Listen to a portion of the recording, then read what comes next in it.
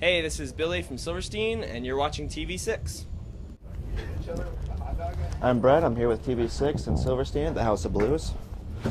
Now, did you guys ever think you'd make it this far? Fan base, victory records, everything? No. When we started a band, we never really had any expectations, especially anything this intense, I guess. We just started playing shows at, local halls or friends' houses and basements and stuff, and it was fun. I mean, it was something to do and something that we all were into, and we just started playing, and then we started touring, and from there we put out records, and we just started doing more tours and more shows, and like I think our first record, someone was all like, oh yeah, we're hoping you guys can sell 10,000 copies or something in the first few months or something, and we're like, what? Like, if we sell 10,000 copies, period, that would be awesome.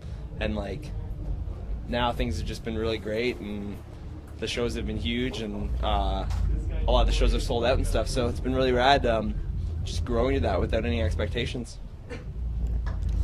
Do you think the internet played a big role in your fan base growing so much? Yeah, I think the internet's been really huge in the last few years, in the sense that,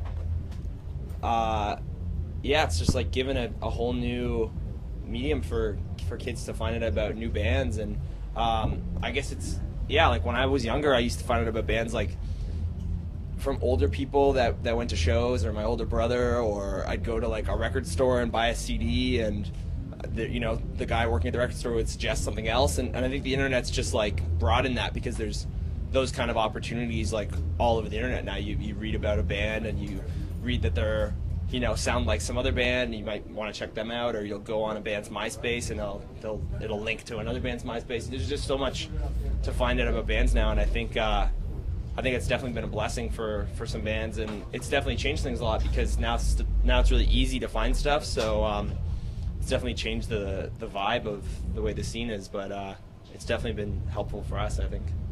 Okay. What was the most difficult part about releasing your last album, Arrivals and Departures? Doing our last record was really cool.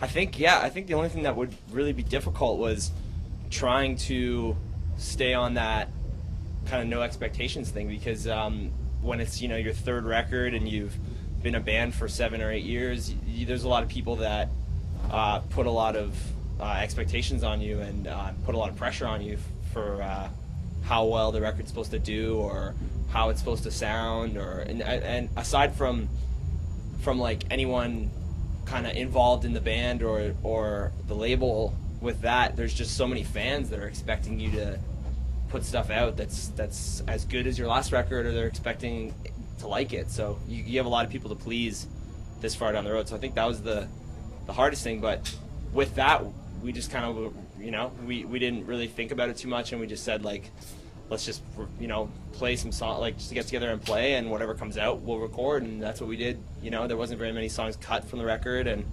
all the songs were the way we wanted them to come out. So now this tour is coming to an end, and what's your favorite city or memory from this tour so far? This tour's been really rad. I really like it here in Chicago. It's one of my favorite cities. It kind of a bum out that it's raining today, otherwise I'd be out a bit more this afternoon, but it was really nice to get onto the West Coast this time of year, because it's a lot warmer than it is in the rest of the country. So LA and San Diego were really good, and we had really fun shows in Florida, and it was nice to get back up to Portland and Seattle and the Northwest. It's a really cool tour. It's really fun. And you're going across the world again in May. What are you looking forward to about that tour? I'm mostly looking forward to doing some shows in Europe, more so than shows in England. Every time that we go overseas, we always focus on playing lots of shows in England, and then the shows in Europe are kind of an afterthought.